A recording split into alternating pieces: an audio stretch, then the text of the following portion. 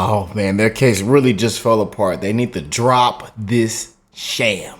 Didn't believe the allegation of the Stormy Daniels story, that he thought the story would be embarrassing for Trump and especially for Melania, so he decided he would take care of it himself. Absolutely, and that is contrary to what this guy testified to in court in New York yesterday. Well, and what's not being talked about is your next paragraph, like the reason and his motivation for that. So if you could just kind of walk through that for the committee. Yeah, obviously, when we started to talk about the NDAs, and this is the very first meeting at the Regency Hotel, when, by the way, Rudy Giuliani was not involved in representing Donald Trump at that time. Cohen testified that it was a conspiracy between Giuliani and Costello as of this date. Totally false. In any event, he also said that he didn't discuss the Stormy Daniels matter with us, and he certainly did. I specifically asked him because he kept on going back saying, I can't believe they're trying to put me in jail for these NDAs. So I said, Michael, tell me about the NDA. Tell me about Stormy Daniels. What did you do? He said, I got a call from a lawyer representing Stormy Daniels who represented that she was going to testify that Donald Trump had sex with Stormy Daniels. Michael Cohen said, I didn't believe the allegation, but I knew that such an allegation would be terribly embarrassing. He said it would be embarrassing. He focused on Melania Trump. He said, I didn't want to embarrass Melania Trump. He said, that's why I decided to take care of this on my own. Right. I went back to that several times. You did this on your own? On my own. Did Donald Trump have anything to do with it? No. Did you get the money from Donald Trump? No. From any of his organizations? No. From anybody connected to Donald Trump? No. Where did you get the money? I took out a HELOC loan against my property. I said, why would you do that? He said, I didn't want anybody to know where I got this money. I didn't want Melania to know. I didn't want my own wife to know because she's in charge, he said, of the Cohen family finances. He said, if she saw money coming out of my account, she'd ask me 100 questions, and I didn't want to answer any of them. It was clear after talking to him for several days after that, whenever we talked on the phone or in my office, that he kept on bringing up the subject that he felt he was betrayed by. Yeah, I was ready, they didn't have my back. They were petty, I stayed in my bed. On that petty, I brought it right back. Oh man, Biden trials. The kangaroo court, banana republic. What a disgrace. But this done woke up a lot of people, man. Y'all seen what that liberal said? We're gonna give Trump the win, I guess. That sure is right. Yeah. Then y'all done put a foot in Trump's mouth, you know. Unconstitutional, man. Politically motivated. I tell you, boy. Everybody sees what's going on, man. And I'm glad we have this platform to call it out and to spread it to even more people. We got a lot of, and you know, it's crazy. The Trump haters and the never Trumpers are in our comment section like crazy. And now they're Trump 2024. It's crazy, man. Y'all see how many DMs in the comment section, and I pinned some of the comments in previous videos, man. Y'all see what they be saying, man. This done woke up a lot of people. A lot of people, man. That made them more popular than ever. Yeah. And we're gonna crack open a cold in November, baby. We're gonna ride. Oh man, and I deserve to laugh. I deserve to laugh, man, because people are laughing at us. People are laughing at this case. They're seeing all these cases collapse, man, just falling apart. Can't nobody say what the crime. Can't nobody tell you the crime that was committed. Then the fact that this could have been bought 8 years ago. Not they wait till the man wants to. Boy. Doesn't look good at all, man. But let's jump straight in. My brother William sent this over and also sent another kind donation in the super thanks day before yesterday. I want to thank you, my brother, and all the people that have been showing so much love on the PayPal, the Cashapp, the YouTube super tons of y'all saying, Rick, why don't you start the channel membership? but y'all know how I am, man. So we might start it up soon. But I don't like charging people anything. Hell, we've sent out over 1,000 mega hats already in the last 2 months. You know, and nobody's funding me. I'm doing it all by myself. And all you got to do is email me. All you got to do is and if you send me an email me again. But again, and sorry if some of y'all was like, Rick, where's your email? The YouTube studio is now have a glitch going on that they need to fix. Hopefully it's fixed by the end of the day. But when we go and put our thumbnail, it deletes the whole description. So if y'all go to my description and nothing's there, that's the YouTube studio glitch, and they should have it fixed soon. They should have it fixed soon. And then I probably have to go back in there and re-add it, because all my email and everything is in the description box. But like I say, the YouTube studio is having a glitch right now, and a lot of creators are complaining about it. But let's jump straight in, man. Y'all see the title of the video. Make sure you drop a like, subscribe to the channel if you are new here. And again, I hope y'all been spreading that love, man, because people are struggling at an all-time high. Suicide rates, depression, anxiety, PTSD, all-time high right now. Check up on your loved ones. Call them, text them, give them a hug for me today. When you go out in the public, be nice to people, be kind, care for one another. If you have a chance to be a blessing, man. I encourage y'all to do that, man. But let's jump straight in, man. Professor Nez Nation, we love you. And I love how we all support each other within this community, man. We all watch each other's videos, comment, DM each other. We love each other in this community, which is the best part, man. So let's jump straight in. It's election interference, and it's tying up the president from being out on the campaign trail.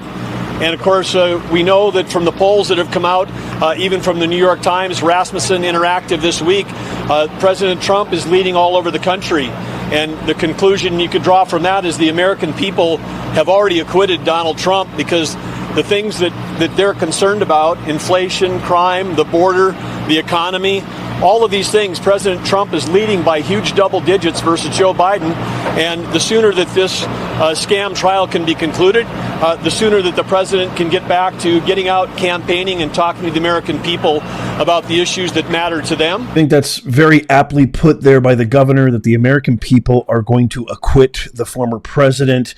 We have some bombshell cross-examination of a key witness, I would say key perjurer, serial perjurer, a convicted felon, known liar, rotten to the core, Michael, I can't tell the truth, Cohen, on the stand today. So we saw the prosecution yesterday in this complete scam, sham, hush money trial, and now it was Trump defense lawyer Blanche's turn to cross-examine him. And this, to me, I can't wait to hear what you guys think. This, to me, completely just obliterates the entire case. If this is your star witness, you got a lot of problems, Alvin Do Nothing Bragg. If this is your key witness, you got a lot of problems, Vegetable in Chief Biden. So check this out. Let's go from the right from the top, where the testimony first started today, May 14th, 2024. So this was a really interesting exchange. Trump attorney Todd Blanche noted that he and Cohen had never met before. But that didn't stop Cohen on TikTok last month after the trial had begun, and referring to him as, quote, a crying little beep, end quote. I can't say that word right here. Cohen responded, quote, sounds like something I would say, which he kind of repeated like an empty chorus throughout the entire testimony. After prosecutor's objection, the judge summoned the attorney to the bench, and the entire question was stricken. The cross-examination of Cohen proceeded in a kind of stop-and-start fashion, thanks in part to the frequent objections from the prosecution's team. Blanche then argues, this is Trump's attorney, then argues that Cohen is, quote, obsessed with Trump, getting him to acknowledge that he is personally vested in the case and has talked about it on TV for years. Some of that publicity, Blanche said, came despite prosecutors' frustration, quote, that you would not stop talking to the press. Quote, yes, sir, Cohen said. Blanche then honed in on Michael Cohen's social media posts. Amid rapid-fire objections from Hoffinger, Blanche continued probing Cohen's hyper-focus on Trump. quizzing him about various social media posts and comments he's made about Trump and the trial as it was unfolding. Mr. Cohen, quote, Blanche asked, "You have been following what has been happening in this trial." To some extent, yes, Cohen answered.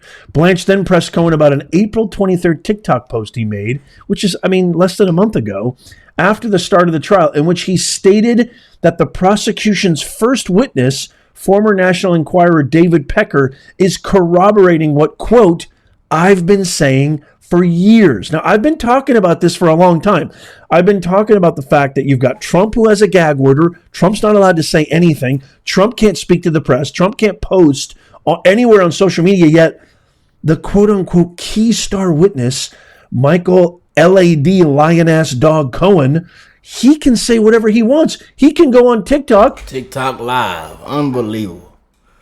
And just put a foot in our president's mouth, huh? and post whatever he wants. He can talk about this case ceaselessly. Now, if that's not a double standard, what in the world? How do you define one? Cohen then went on to explain that someone had called him and told him about Pecker's testimony. Blanche launched back into some of Cohen's more vulgar posts.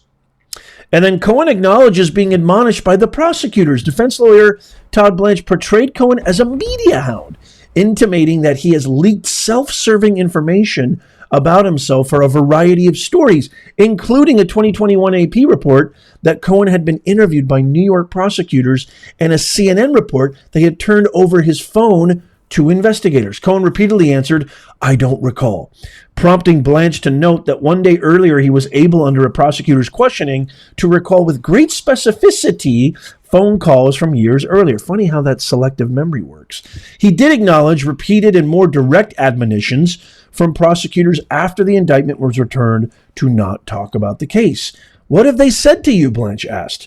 "Please don't talk about the case," Cohen said. Blanche said Cohen has nonetheless gone on television more than 20 times in the last year. So where's the fine? Where's the gag order? Where is the violation of the court, violation of ethics, violation of Judge Fake Don Juan Merchan's orders? There is none.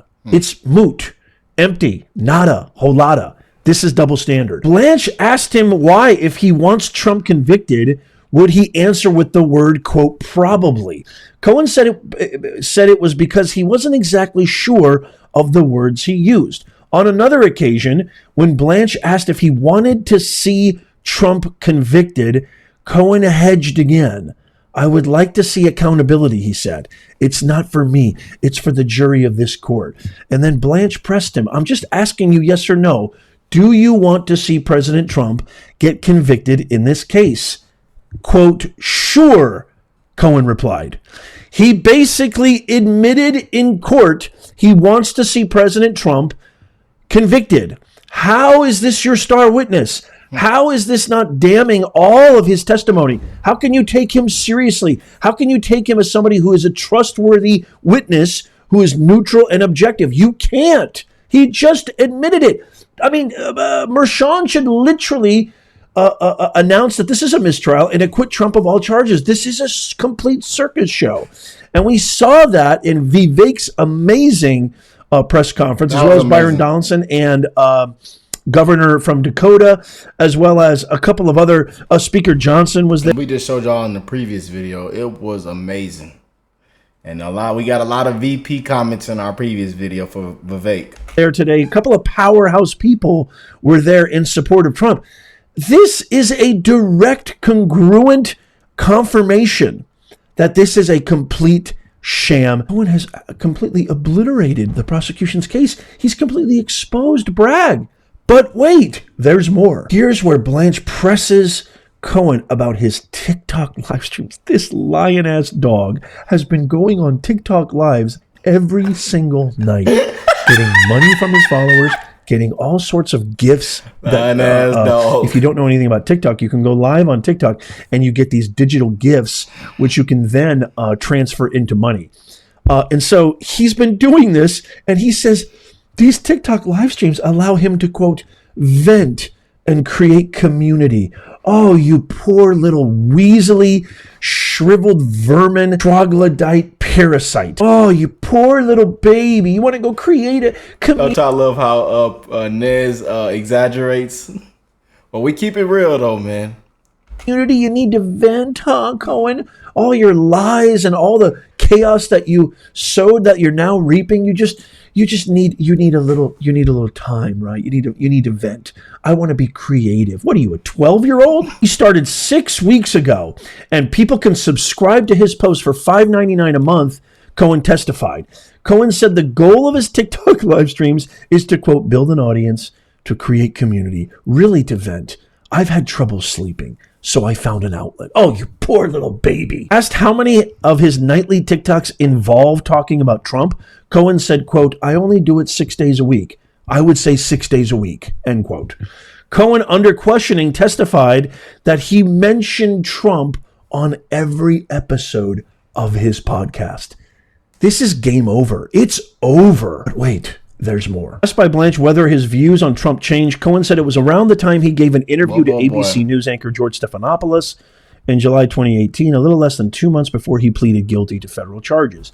In the interview, which was conducted off camera, Cohen suggested his loyalty to Trump had waned. He told Stephanopoulos, quote, my wife, my daughter, my son have my first loyalty and always will. I put family first and country first. You LAD, you're such a lion-ass dog. Do you believe this guy? Cohen says he came away from the conversation thinking, quote, that it was time to listen to them and show loyalty to my wife, son, my daughter, and my country. You finally realize that after turning what, 56, 57? I don't know how old you are. You're 62. You finally learned that after 50 years? You finally realize that a father, a husband, a devoted family man is supposed to think about their wife and their son, and now all of a sudden, and country, and now all of a sudden you just realize this? Then Blanche asked if he admired Trump and his wealth, and Cohen said yes. Cohen was asked about having read twice Trump's 1987 book, quote, The Art of the Deal. I viewed it as an excellent book, yes, Cohen said. You actually called it a masterpiece, Blanche said, to which Cohen agreed. Blanche asked Cohen if he admired Trump and saw himself in him, whether he saw the businessman as an ambitious, hardworking, and innovative man, which Cohen affirmed. Blanche then asked Cohen if he had said in his 2020 memoir, Disloyal, that he was obsessed with Trump. Cohen said he couldn't recall having said that. Of course not. The defense attorney tried to get Cohen to square his over-the-top praise for his former boss with his stance now. As he continued to press, Cohen appeared at times to get irritated with an edge in his voice. Remember, this is not televised, so this is all firsthand witness from the press, saying several times of his past comments, quote, that's how I felt, end quote. Quote, at the time I was knee-deep into the cult of Donald Trump, end quote, Cohen said at one point. And then here is one of the most bizarre moments from this cross-examination, which is just, to me, I don't understand how this case can even go on after this. But listen to this. Oh, boy. Before the break, Cohen and Blanche, they started to kind of basically get into this argument about definitional concepts. At one point, Blanche saying, I'm just trying to ask questions, Mr. Cohen. The dispute was, how do you define a lie? Check this out. So Blanche asked, is not accurate information a lie? Sure, Cohen said. It was inaccurate, yes. Was it a lie? Blanche asked. I don't know if I would characterize it as a lie, Cohen said. In your mind, if something's inaccurate, but it's not a lie, how are you distinguishing that in your head? Blanche asked. It's a great question. And then Cohen appeared to concede at this point, and then instead of bickering, he just basically said, quote, sure, I'll say it's a lie, end quote. What? You just admitted in court what the whole world knows. You're a lion-ass dog. Period. Cohen was then asked to listen through headphones to snippets of his podcast as Trump was sitting at the defense table. Dog. He was asked by Blanche if he recalled saying in an October 2020 podcast episode that Trump needs to wear handcuffs and that, quote, people will not be satisfied until this man is sitting in a cell, end quote. Cohen said he didn't recall saying that, but, quote, I wouldn't put it past me, end quote. Is it fair to say that you were motivated by fame? Blanche asked. No, sir, I don't think that's fair to say, Cohen said. I'm motivated by many things.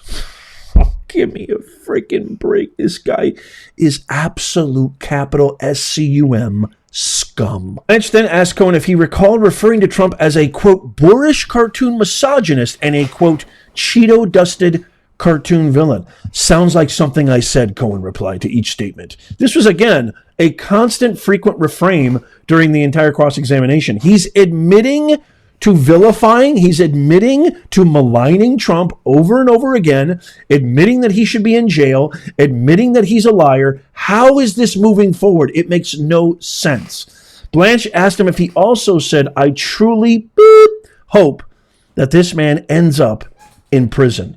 Cohen then responded, it sounded like something he said on his Mea Culpa podcast.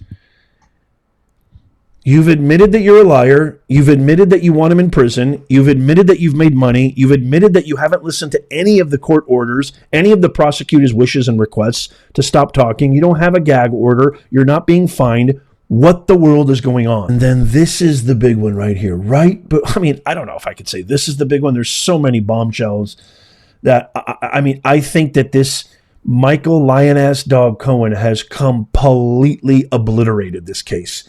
But this one seems to be the one that really almost you could say is the nail in the coffin.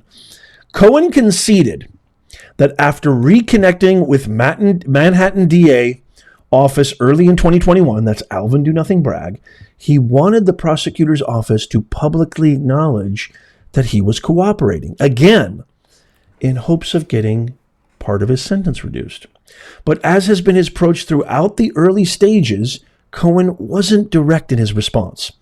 Asked by Blanche if that was his desire, Cohen said, quote, I would say so, yes, end quote. I'm not trying to put words in your mouth. You wanted that, Blanche responded. Yes, Cohen said. Cohen explained that he was looking for a reduction of the home confinement portion of his sentence, which ran until November 2021. He said he wanted the reduction not only as a reward for his cooperation, but also because he thought he was entitled to a year off from credits he racked up for working and completing programs in federal prison. Cohen suggested the Federal Bureau of Prisons may have miscalculated his sentence. He remains under court supervision until November. So you mean to tell me, before this Trump trial even got brought up, or even the indictment was announced, which we still don't know what the crime is, we still don't know who the victim is, we still have no idea what's going on. All we get is a nebulous... What's the crime, y'all? What is the crime? I'll wait. Oh, okay. Vague idea of what's happening here. Falsified business records. Falsified business doc. Means nothing. He didn't falsify anything. You mean to tell me before any of that arose, you met with Alvin Do Nothing Bragg and you publicly wanted to acknowledge that he was helping you and that you guys were in cahoots before this trial started? I mean, game over. Game over. There is nothing else to say about this. And then right after that, court adjourned for today. It is game over. How in the world can this case move forward? You're an admitted liar. You're a serial perjurer. You're a felon. You went to jail. You lied to Congress. And you just admitted right now that you lied in this courtroom today. And then you just admitted you met with Alvin Do Nothing Bragg before this case started to try to drum up some sort of favor and charges so you could get a reduced sentence. I mean, that's a plea deal. Anytime you do a plea deal, you have to give something in return. Anytime you try to get a reduced sentence as a suspect, as a defendant, as a convicted a felon, you have to give something in return. So this is quid pro quo. This is a plea deal. This is admission that Alvin Do Nothing Bragg just wants to see Trump put away. Who, again, Alvin Do Nothing Bragg is just a minion. He's a pawn. This is the Obama-Clinton House of Cards, Frank Underwood playbook right here. It is the most egregious. It is criminal. All these people need to be put behind bars. All these people are engaging in election interference. There's no other way of looking at it. If I'm wrong, let me know in the comments. I want to hear from you. What do you guys think? Election interference. just barred. Investigator, we need to see the cuffs come out.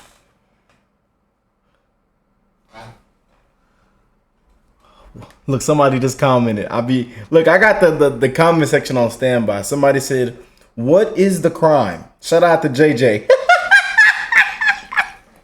So I swear, I'm reading the comment section. What is the crime? Somebody just commented. What is the crime? Well, boy, y'all, everybody know what's going on, man. Even the never Trumpers, the ones who wasn't gonna vote at all, are voting this year. That's how bad it's gotten. We're waking everybody up, man. We're gonna keep calling it out. We're gonna keep spreading it. Thank y'all for sharing the videos, sending me stuff to check out, react to, post on the channel. And again, people that have been sending in kind donations, all the love on the YouTube super thanks, PayPal, Cash App. Y'all have been such a blessing, man. Tons of you guys are going to be receiving your hats if you emailed me and I didn't respond back. Email me again. But a lot of hats are being delivered this week and got delivered last week. It's going to be delivered next week. After next month. We're going to keep spreading the love, you guys. I love y'all. Y'all take care of yourself. Have an amazing rest of the day, rest of the week. And that 2024 is treat you well. And I encourage you guys to spread the love to one another, man. Because as you can see, what the times that we're living in some dark times, man. Spread the love, and I will catch you beautiful people in the next one. Peace and love, y'all.